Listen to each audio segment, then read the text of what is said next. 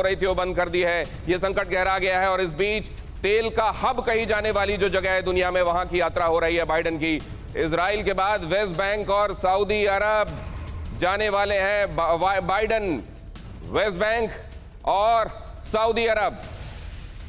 इस समय आप देख रहे हैं इजराइल से प्रेसिडेंट बाइडेन इजराइल के साथ सॉलिडेरिटी दिखाते हुए वहां पहुंचे हुए प्रेसिडेंट बाइडेन की ये ताजा तस्वीरें, सीधी तस्वीरें आप देख रहे हैं इजराइल से।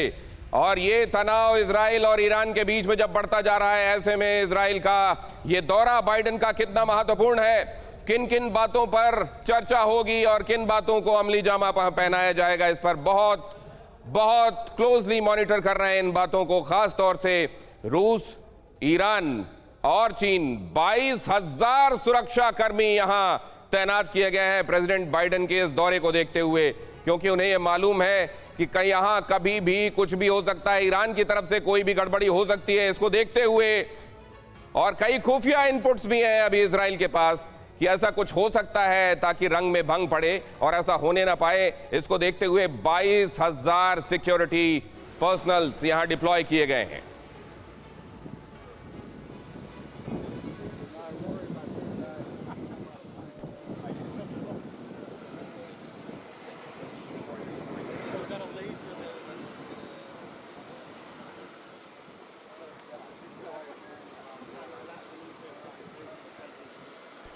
आज हमारे खास मेहमान जिनके साथ आज की शाम इन मुद्दों पर हम चर्चा करने वाले हैं, हमारे साथ जुड़ रहे हैं मेजर जनरल ब्रजेश कुमार।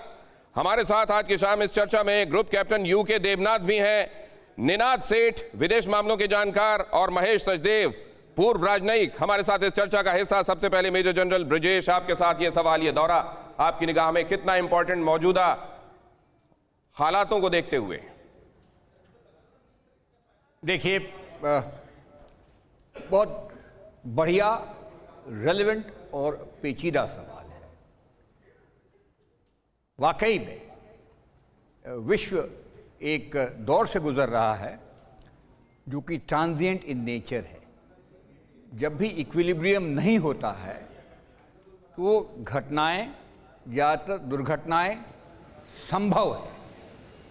तो जितना आपने जिक्र किया वो देखेंगे उसकी जो जड़ है बहुत ज़्यादातर इकोनॉमिक रीजन से ही शुरू हुई, चाहे वो अमेरिका की जो पावर, इकोनॉमिक पावर घटने की वजह से हो, या चीन की कॉम्प्रिहेंसिव नेशनल स्ट्रेंथ बढ़ने की वजह से हो, या कोविड और उसका प्रभाव जितनी बुरी तरीके से। सर, इस बीच ये जो यात्रा हम देख रहे हैं, एक खास बात छिड़ी हुई है। आपने कहा कि मौजूदा हालात बहुत ज्यादा वॉलेटाइल हैं, कोविड के बाद तो वैसी दुनिया चरमराई हुई, बजाय कि वो संभलती, उसको कुछ राहत का मौका मिलता, और एक के बाद एक उस पर दुश्वारियां ही आती जा रही हैं। लेकिन यूके देवनाथ साहब, एक बात मैं समझना चाहता हूं, बहुत सारे लोग ये पूछते हैं कि वो जिसने नॉन प्रोलिफरेशन ट्रीटी पर हस्ताक्षर किए, उस ईरान से बहुत ज्यादा सवाल पूछे जाते हैं। 2020 में 400 बार IAEA वहां जाकर दौरा करके वहां निरीक्षण करके आती है, लेकिन इजराइल इस मामले में उसको एक फ्री हैंड दिया गया है। क्या ये ऑब्जर्वेशन सही है? अमेरिका इजराइल को अपना बेटा मानता है। अमेरिका को मालूम है कि इजराइल एक अनसिंकेबल एयरक्राफ्ट कैरियर है, इसलिए अमेरिका बार बार इजराइल की गुस्ताखियों को माफ करता है, क्योंकि वहां पर वेस्ट एशिया में अमेरिका के लिए इजराइल बहुत ही एक मजबूत मित्र है। अमेरिका जानता है कि इजराइल की मदद से वो पूरे वेस्ट एशिया, भूमध्य सागर, लाल सागर तथा पर्शियन गल्फ पर कंट्रोल रख सकता है। वहां पर अमेरिका चाहता है कि उसका एक एजेंट हो जो कि इजराइल इस रोल को बहुत सक्सेसफुली निभाता है, जो कि सारे ऑयल प्रोड्यूसिंग देशों पर अपना एक इन्फ्लुएंस बढ़ा सकता है। आपने बड़ी महत्वपूर्ण बात कही है। क्या सर अमेरिका के एजेंट के तौर पर मिडिल ईस्ट में अपनी पहचान रख रहा है क्या इजराइल, और ये पहचान क्या इजराइल को भी मंजूर है? इस पर मैं आऊंगा आपके पास सवाल लेकर, लेकिन उससे पहले एक अहम खबर बता दूं। अमेरिका को जवाब देने की तैयारी में रूस। 19 जुलाई को ईरान दौरे पर होंगे रूसी राष्ट्रपति। तेहरान में ईरान तुर्की के राष्ट्रपति से मुलाकात करेंगे पुतिन।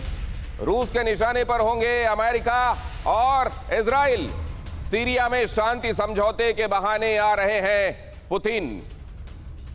तो जबकि ये यात्रा चल रही है, दूसरी एक यात्रा आने वाले दिनों में पुतिन की तेहरान यात्रा, और उस दौरान वहां टर्की भी मौजूद रहने वाला है।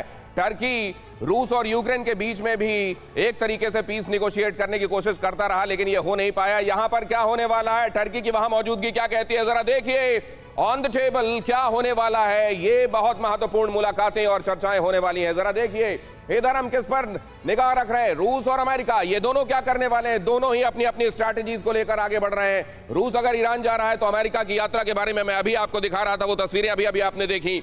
जरा इधर देखिए, टर्की, इजराइल और ईरान, इन दोनों के बीच में जो तनाव है वो आप लोगों से छिपा हुआ नहीं है। यहां तक कि जैसा मैंने अभी आपको बताया, एक नक्शा तक तेहरान की तरफ से जारी कर दिया गया है और खमेनेई की 2013 की बात को सामने रखा गया है और यह कहा गया है कि हम हाइफा को पूरी तरह से नष्ट कर देंगे। आप ये भूलिए नहीं 2013 में खमेनेई ने क्या कहा था। क्या होने वाला है 19 जुलाई से पहले, किस तरह की तबाही आने वाली है, इस पर हम चर्चा कर रहे हैं। 19 जुलाई क्या आपातकाल लाई, हम इसी पर कर रहे हैं चर्चा। एक बार फिर से तस्वीरें आपको दिखा रहे हैं, हम इजराइल से आ रही हैं जो सीधे तस्वीरें, ये यहां पर प्रेसिडेंट जो बाइडेन आपको दिखाई दे रहे हैं और वहां नव निर्वाचित प्रधानमंत्री के साथ यहां मुलाकातों में क्या बातें अहम निकल कर आती हैं, इस पर पूरी दुनिया की निगाहें। और जैसा अभी यूके देवनाथ साहब कह रहे थे,